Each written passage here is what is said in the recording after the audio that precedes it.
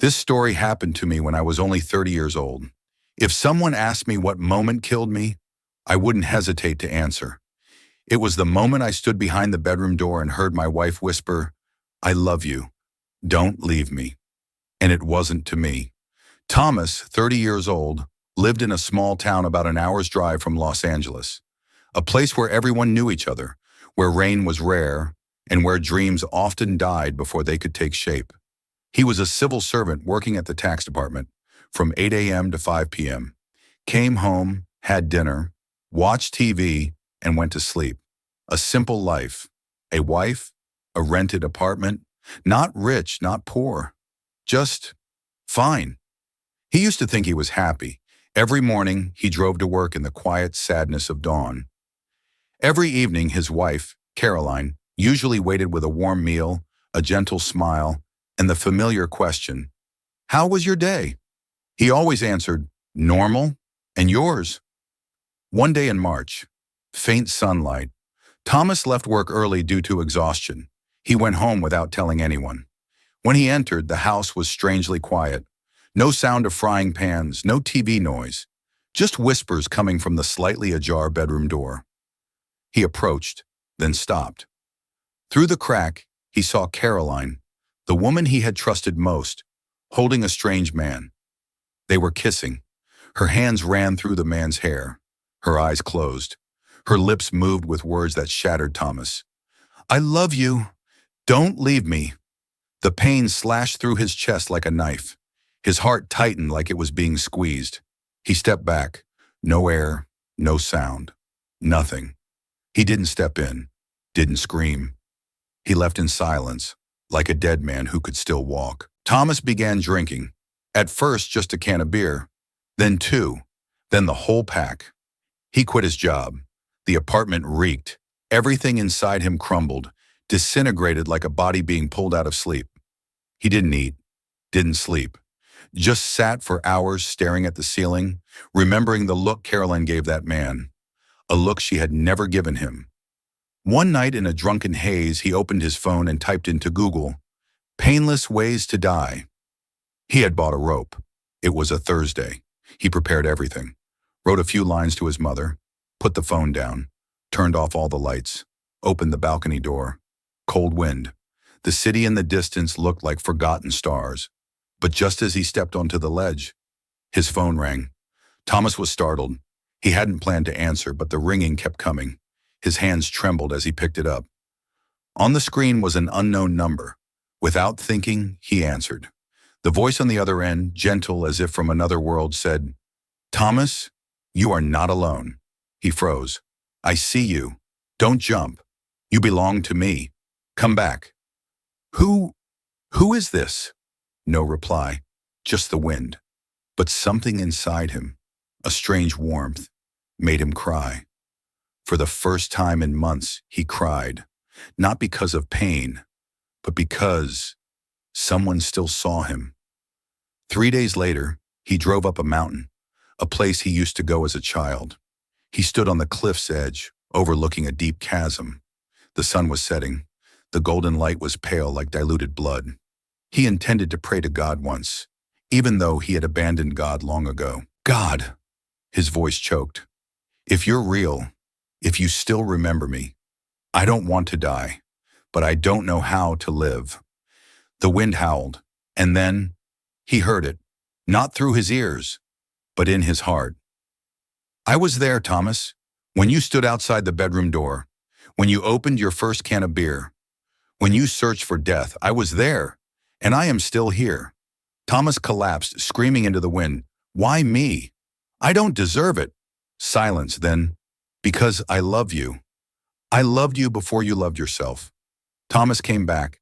He went to rehab, got his job back, moved out of the old apartment. He started going to church, not out of obligation, but out of longing. He didn't pray with words, just silence. But each time he felt as if someone was holding his heart tightly, not letting go. A year later, Thomas testified at church. "I am Thomas. I once wanted to die, but now I live, and live with purpose. I live for Jesus, the one who saved me when no one else was there." He cried. Many others cried too. Thomas started a YouTube channel. Each week he shared his story, not for fame, but so someone, just like his past self, would know they're not alone. And he always ended with one sentence.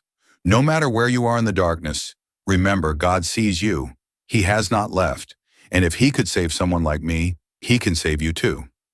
Thomas remembers that night clearly. He stood on the highest bridge in the Lancaster area, where few passed at night. His white shirt fluttered, soaked with cold sweat. The wind no longer blew in his face. It pierced through him, cold as steel. In his hand was a suicide note. Inside, only one line. I'm sorry, Mom. It wasn't a night of despair. It was the end. He climbed over the railing, stood upright. Below was pitch blackness, bottomless. The distant headlights blinked like a world he no longer belonged to. And then, a small sound behind him. A homeless man, tangled beard, torn cloak, stood watching him. Not panicked, not shouting, just watching. Then the man spoke, voice hoarse but strangely calm. God doesn't sleep, son. He's watching. Thomas was stunned. What? The man repeated, this time stepping closer. God doesn't sleep. Then he extended his hand, not forcefully, just quietly. His eyes held something that made Thomas burst into tears, not from fear, but because, for the first time, he didn't feel invisible. Thomas stepped down. The homeless man smiled, said nothing more, then walked away. The next day, Thomas returned to the bridge, but couldn't find him. Local police said no one lived nearby. Thomas believed it wasn't a man. Since then, Thomas often dreamed strange dreams. In one, he was lost in a dark maze. Every right turn brought back painful memories. His wife with another man, his drunk father screaming, his mother crying in the rain. He ran until exhausted. And at the end of the road, in every dream, there stood a man in white robes, radiant face, outstretched hand. You don't need to find the way. I am the way. When he woke up, he cried without knowing why. Some days he couldn't breathe from the sorrow in his chest, but he still went to church, still read one Bible verse each morning, even if he didn't always understand. One Sunday, an elderly woman at church approached him after service. She had never spoken to him before, but she held his hand, eyes teary. I don't know why, but God told me to say this to you. Forgive, because it will free your heart. Thomas was speechless. He had never told anyone his story, never shared about the betrayal, never said he had planned to die. How did she know? That was when Thomas realized God didn't need him to scream in pain to hear. He had always been there, and he was acting.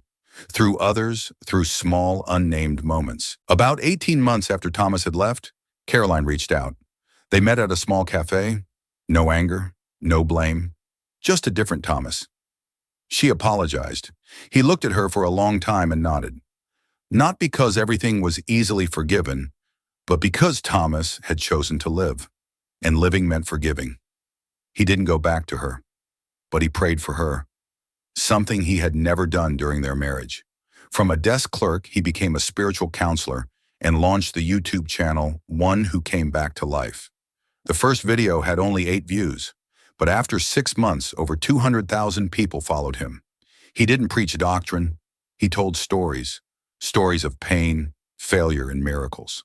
A boy messaged him, I was on the bridge when I heard your video. I came back. A mother, I no longer feel alone. Thomas knew this was his mission. Years later, at age 38, Thomas sat in front of the camera. Soft lighting, a small wooden crucifix in the background. He smiled, and for the first time like a child. If you're watching this during the darkest night of your life, then hear me say this.